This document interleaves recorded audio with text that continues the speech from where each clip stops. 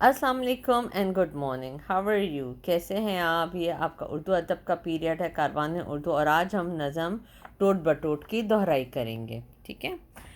ایک تھا لڑکا ٹوٹ بٹوٹ، باپ تھا اس کا می سلوٹ، پیتا تھا وہ سوڈا واٹر، کھاتا تھا بادام اخروٹ۔ ایک تھا لڑکا ٹوٹ بٹوٹ، ہر ایک اس کی چیز ادھوری، کبھی نہ کرتا وہ بات وہ پوری، ہنڈیا کو کہتا تھا ہانڈی، لوٹے کو کہتا تھا لوٹ۔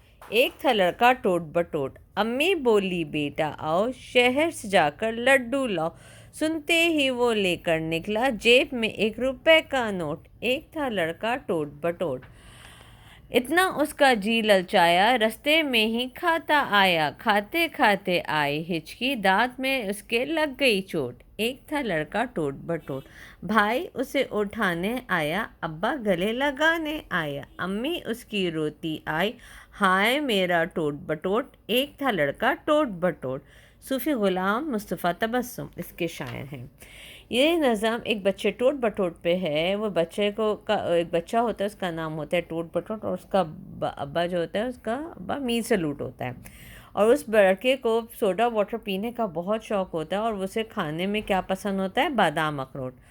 اس بچے کی ہر چیز ادھوری ہوتی ہے، کبھی بھی نا وہ بات پوری نہیں کرتا، اور اس کے بعد نا جیسے وہ ہنڈیا کو بھی پورا صحیح سے نہیں بول پاتا تھا، وہ ہنڈیا کو ہنڈی کہتا تھا اور لوٹے کو لوٹ کہتا تھا۔ ایک دن اس کی امی بولی بیٹا ٹوٹ بٹوٹ ادھر آؤ اور مجھے شہر سے لڈو لا دو۔ جیسے ہی اس نے سنا کہ اس کو کہ امی کو لڈو چاہیے، وہ فوراً نکل پڑا اور جیب میں اس نے 1 روپے کا نوٹ رکھا۔ جب وہ واپس آ رہا تھا لڈو لے کر، تو اس کا اتنا دل چاہا کہ اس نے راستے میں ہی وہ لڈو کھانا شروع کر دیا۔ جب وہ لڈو کھا رہا تھا تو کھاتے کھاتے اسے کیا آ گئی؟ ہچکی آ گئی، اور ہچکی آئی تو اس کے دانتوں میں چوٹ لگ گئی۔ پھر کیا ہو گیا؟ وہ رونے لگا۔ جب وہ رو رہا تھا تو اس کے بھائی اٹھانے آئے، اور اس کے ابا جو ہے اسے گلے لگانے آئے، اور اس کی امی روتی بھی آئی، ہائے میرا ٹوٹ بٹوٹ۔ یہ دیکھیے تصویر میں اس کی امی کے روتی بھی آ رہی ہے، ہائے میرا بیٹا ٹوٹ بٹوٹ، ٹھیک ہے؟ اور اس کے بھائی اس کو اٹھانے آ رہے ہیں، اور ابا جو ہے اس کے ابو جو ہے اس کو گلے لگانے آ رہے ہیں، ٹھیک ہے؟ اب یہاں پہ قوسین میں دیے گئے الفاظ کا درست انتخاب کر کے جگہ خالی جگہ فل کریں۔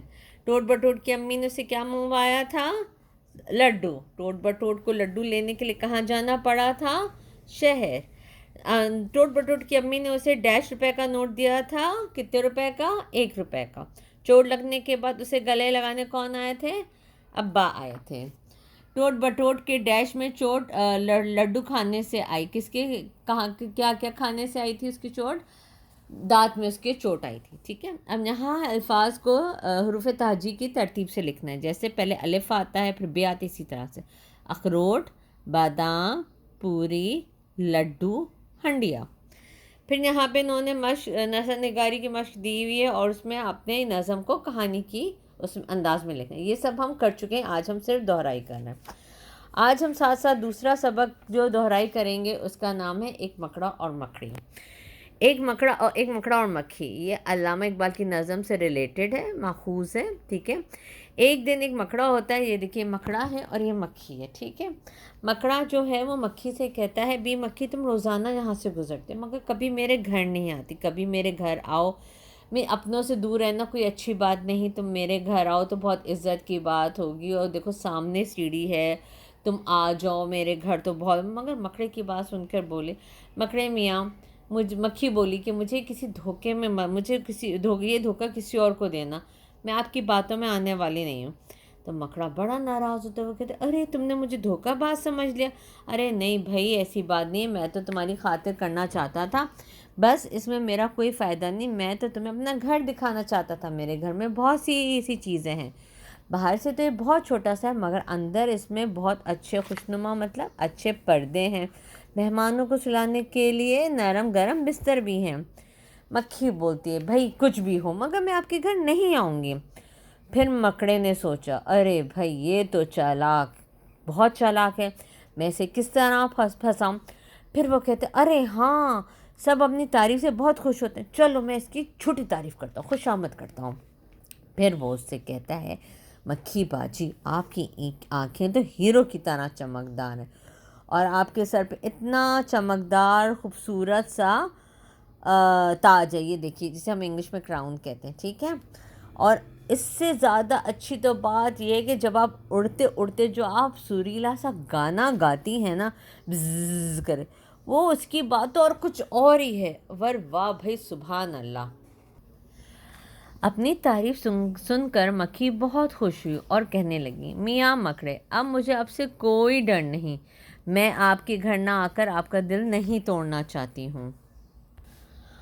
اور وہ بہت خوش ہوئی اور کہنے لگی، بھائی میاں مکڑے، اب مجھے آپ سے کوئی ڈر نہیں، اور میں آپ کے گھر نہ آ کر آپ کا دل بھی نہیں توڑنا چاہتی. کیونکہ وہ اپنی جھوٹی تعریف سن کے بڑی خوش ہو گئی تھی.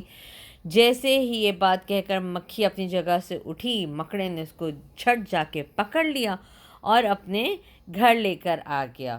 کئی دن سے مکڑا بھوکا تھا، اس نے اب خوب مزے لے لے کے مکڑی کو کھایا. تو اس سبق سے ہمیں اس نظم سے اس سبق سے ہمیں یہ سبق حاصل ہوتا ہے، ہمیں کبھی بھی کسی کی جھوٹی تعریف میں نہیں آنا چاہیے. ٹھیک ہے. اب یہاں پہ مشق ہے، سرگرمیاں ہیں. مکڑا مکڑی کو اپنے گھر کیوں بلا رہا تھا؟ وہ مکھی کو کھانا چاہتا تھا. اس میں سے صحیح جواب ہمیں چن کے وہ کرنا ہے. تو وہ مکھی کو کھانا چاہتا تھا. مکڑے نے مکھی کو اپنے گھر کے بارے میں کیا بتایا؟ میرے گھر میں خوشنما پردے اور نرم گرم بستر ہیں. اس کے بعد ہے، مکڑے نے مکھی سے اپنی بات منوانے کے لیے کیا کیا؟ مکھی کی جھوٹی تعریف کری. اس کہانی سے آپ نے کیا سبق سیکھا؟ ہم نے کیا سبق سیکھا؟